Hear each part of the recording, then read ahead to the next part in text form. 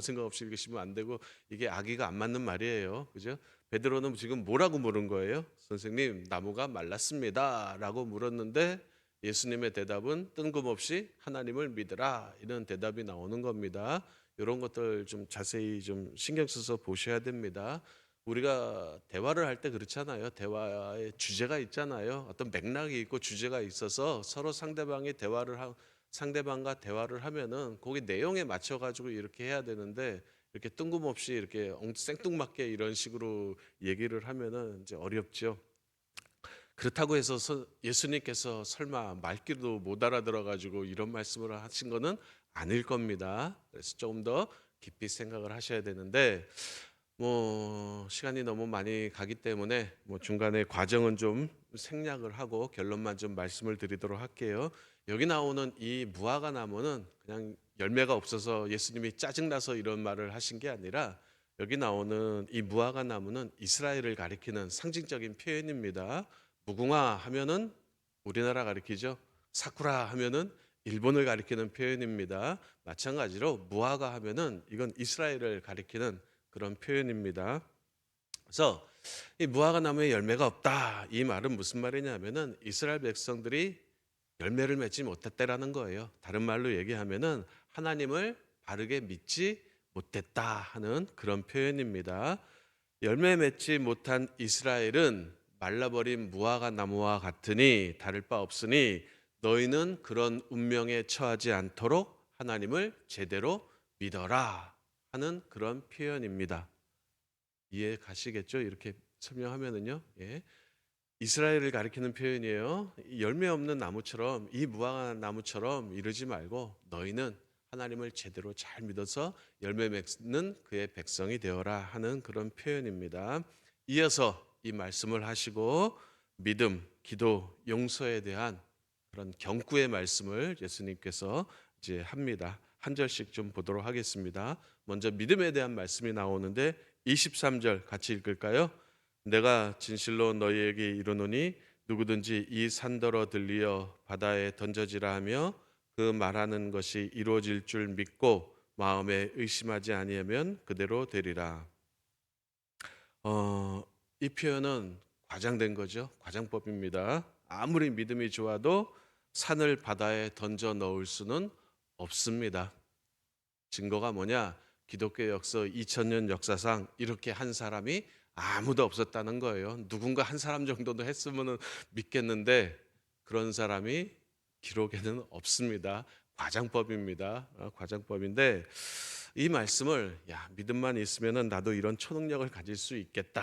나도 뭐 슈퍼맨 같은 마블 히어로가 될 수 있겠다라고 생각하시면은 안 됩니다. 이 말씀의 참 뜻은 믿음으로 우리도 메시아의 일, 구원 사역에 동참할 수 있다 하는 그런 뜻입니다.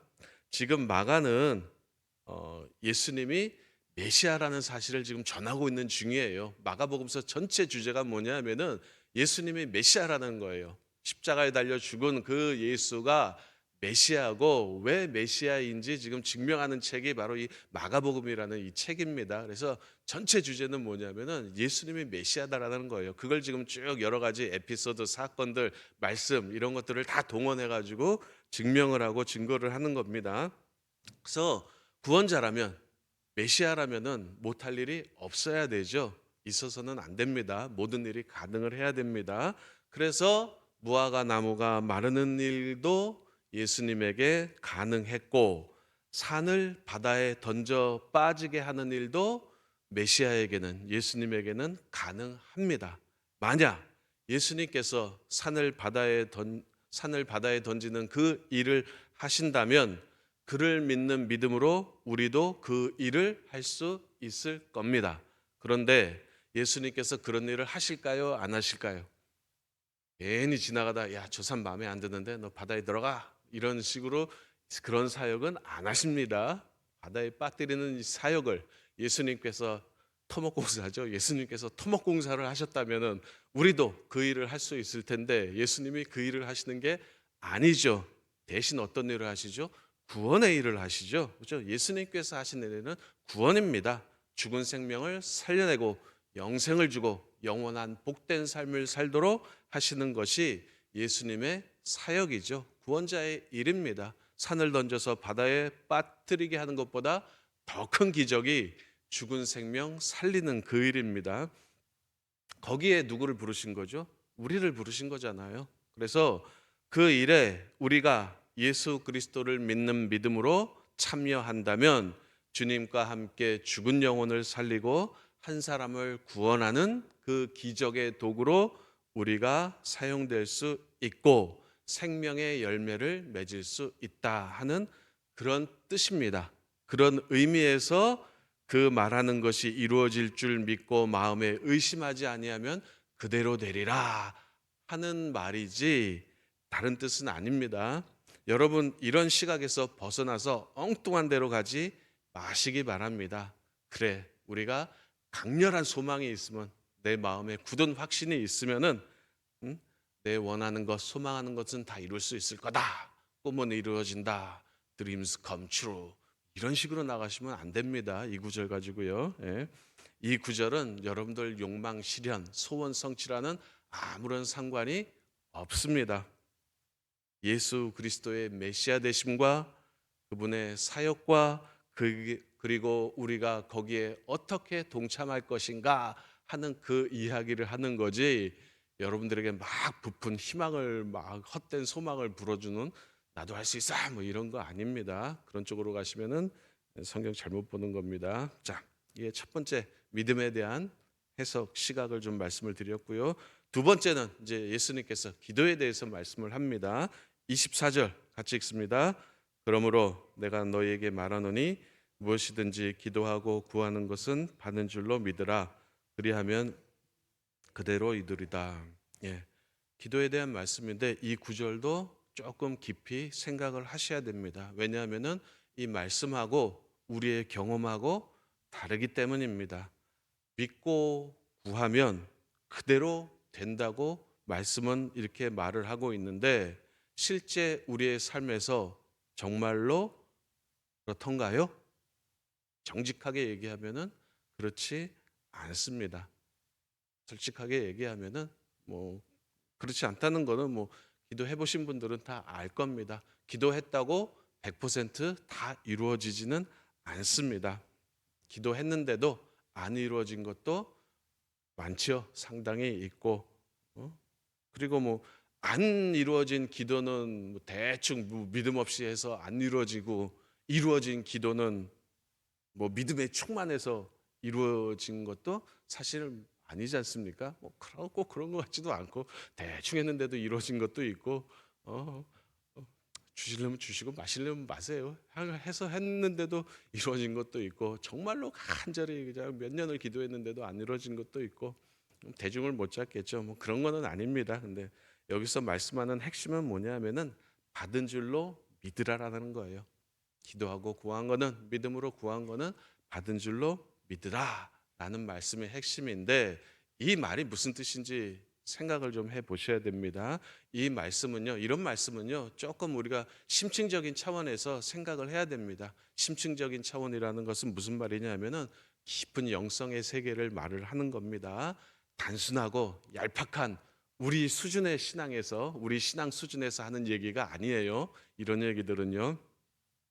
높은 경건의 높은 경지 그리고 하나님 나라 하나님의 통치에 대한 깊은 이해에서 나온 말이라는 것을 여러분들이 꼭 기억을 하셔야 됩니다. 이 구절은 무슨 말이냐 하면은 받은 줄로 믿으라 하는 이 구절은 무슨 말이냐 하면은 참되게 기도하는 사람에게는 모든 삶이 기도의 응답이다라는 그런 뜻입니다. 다시 한번 말씀드립니다. 참되게 기도하는 사람에게는 삶에서 벌어지는 그 모든 일들이 기도의 응답이다 하는 그런 의미입니다. 다만 우리가 그거를 미처 깨닫지 못할 뿐이죠. 자, 좀 설명을 드릴게요. 이해를 잘 못하시는 것 같아가지고 이런 거예요. 예를 들면 이런 겁니다. 시편 23편 1절에 보면 1절에 보면 이런 말씀이 나오죠. 여호와는 나의 목자시니 내게 부족함이 없으리로다 하는 시인의 경지를 말을 하는 겁니다. 부족함이 없다는 게 무슨 뜻이죠? 다 받았다는 거잖아요. 그죠? 부족함이 없다 하는 말은 다 받았다. 지금 그 차원에서 얘기를 하는 겁니다. 우리가 갖고 있는 참 낮은 수준의 그런 신앙이 아니에요. 그런 신앙의 수준에서 얘기하는 게 아니라 조금 높은 영성의 경지에서 볼 때 참되게 기도하면은 다 받은 것과 방불하다 그런 뜻입니다. 신앙의 표면, 겉모양에만 머물러 있는 사람들에게는 기도해도 뭐 별거 없고 뭐 하나님께서 안 들어주신 것도 있고 못 받은 것도 있겠지만 이런 영성의 깊이 그리고 믿음의 경지에 들어간 사람의 입장에서 보면은 하나님께서 다 주신 거고 나는 이미 다 받은 거죠. 그걸 얘기를 하는 겁니다. 예수님은 지금 이 차원에서 말씀을 하는 거예요. 그죠? 우리에게 필요한 것은 하나님께서 이미 다 주셨습니다. 받은 줄로 믿으시기를 바랍니다. 그리고 이걸 깨달아 알으시라는 겁니다. 하나님께서 다스리고 통치하시고 우리의 일상의 삶에 간섭하시고 개입하시는 그 손길을 볼 줄 모르면은 이 기독교 신앙이 이게 말장난이 돼요. 근데 여러분들은 좀 깊은 데로 들어 오셔야지만 이런 말씀들이 어떤 영적인 깊이를 담고 있는 그런 차원이 되니까 좀 들어오시기를 바랍니다. 그래서 기도란 무엇이냐? 내가 받은 모든 것, 나에게 주어진 모든 것들이 내가 만들어낸 것이 아니라 하나님께로부터 왔다라는 그 확인과 고백이 뭐냐면 이게 바로 기도죠. 우리가 하나님을 어떻게 의존해야 되는지 하나님을 절대 의존하는 하나님에 대한 절대 의존성 이게 바로 기도라는 것 여러분들이 명심하시기를 바랍니다. 자, 그다음에 25절 넘어가도록 하겠습니다. 용서에 대한 문제입니다. 같이 읽어볼까요? 서서 기도할 때 아무에게나 혐의가 있거든 용서하라. 그리하여야 하늘에 계신 너희 아버지께서도 주시리라 하시니라. 예. 기독교 신앙을 표현하는 가장 핵심적인 용어 중에 하나가 뭐냐면 용서예요. 용서. 우리가 믿고 섬기는 하나님은 어떤 하나님이시죠? 대표적으로 용서하시는 하나님이시잖아요. 그죠? 용서의 하나님이십니다. 그리고 예수님께서 십자가에서 보여주신 것도 바로 용서의 모습이죠. 죄사함. 다른 말로 하면 용서죠. 용서하는 그 모습을 우리에게 보여주셨습니다. 하나님께서 우리를 사랑하셨으니 그분의 사랑을 받은 자로서 우리도 다른 사람들을 사랑해야 된다. 이것이 기독교 윤리의 큰 철칙이죠. 이때 말하는 사랑이란 어떤 사랑이냐면 용서하는 사랑이에요. 아무 조건 없이 용서하는 그 하나님의 사랑을 말을 하는 것입니다. 그래서 하나님께서 우리를 용서하셨으니 용서받은 자로서 우리도 다른 사람들을 용서해야 할 줄로 믿습니다. 이 용서라는 게 사실 인간관계에서 굉장히 중요한 요소 중에 하나인데 더불어서 굉장히 실천하기 어렵죠. 특히 이제 우리 교회 안에서 용서라는 말을 이제 쉽게 하는데 정말로 상처받으면은 용서하기가 쉽지 않습니다. 적당히 그냥 누가 에이 기분 나빠 하는 정도가 아니라 진짜 마음에 깊은 상처를 받으면은 다른 사람 용서하는 게 이게 쉽지가 않습니다. 함부로 이렇게 용서한다 이 말할 게 이게 못 되는 건데 해서는 안 되는 건데 근데 뭐 우리는 그렇게 안 하죠. 그냥 용서한 척하죠. 용서한 척하거나 아니면 잊어버리려고 하죠. 생각 안 하려고 하죠. 그렇게 해서 일종의 이제 회피를 하는데 진정한 용서는 마음속 깊은 곳에서 우러나오는 진짜 용서는 사실 인간의 힘으로는 힘든 것 같습니다. 이 문제는 뭐 단순히 정신과 치료를 받거나 뭐 심리 상담으로 해결될 문제는 아닌 것 같고 물론 어느 정도 효과는 있을 겁니다. 효과는 있겠지만 진정한 용서는 하나님과의 관계에서만 해결이 됩니다. 우리 영혼의 깊은 곳에서 내 마음의 저 깊은 밑바닥을 터치하시는 하나님을 만나야 용서가 되지 그렇지 않고 우리 마음의 겉표면만 토닥였다고 그게 용서가 되지는 않습니다. 그 순간에는 용서했다고 생각할 수 있지만 나중에 어떤 순간이 되면은 혹 하고 올라올 때 있잖아요. 용서했다라고 생각을 했는데 어느 순간 혹 하고 올라올 때가 있거든요. 용서 못한 거거든요. 이런 경우가 종종 있는데 진정한 용서는 예수 그리스도를 통해서 하나님께서 우리를 용서하셨다 하는 그 사실 안으로 깊이 들어갈 때 이루어집니다. 하나님의 용서를 아는 사람만이 다른 사람의 잘못을 용서할 수 있고, 또 사람을 진정으로 용서해 본 자만이 하나님의 용서도 알 수 있는 거죠. 그래서 아마 복음서 기자가 사람을 용서하는 일이 하나님에게서 용서를 받는 길이다라고 말을 했는지도 모르겠습니다. 25절입니다.